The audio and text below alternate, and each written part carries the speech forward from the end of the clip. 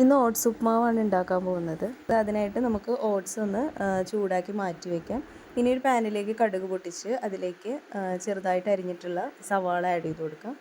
അതുപോലെ തന്നെ അതിലേക്ക് പൊടിയായിട്ട് അരിഞ്ഞിട്ടുള്ള പച്ചമുളകും കൂടി ആഡ് ചെയ്ത് കൊടുക്കാം. ഇനി നന്നായിട്ടൊന്ന് മിക്സ് ചെയ്ത് കൊടുക്കുക. ചെറുതായിട്ടൊന്ന് വാടി വരുമ്പോൾ അതിലേക്ക് ക്യാരറ്റ് ആഡ് ചെയ്ത് കൊടുക്കുക. എന്നിട്ട് ഇത് നന്നായിട്ടൊന്ന് മിക്സ് ചെയ്യുക.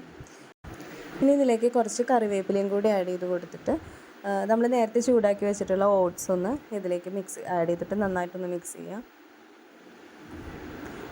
ഓട്സ് ആഡ് ചെയ്ത് കൊടുത്തതിന് ശേഷം നമ്മൾ ലോ ഫ്ലെയിമിലേക്ക് വേണം മാറ്റാനായിട്ട്.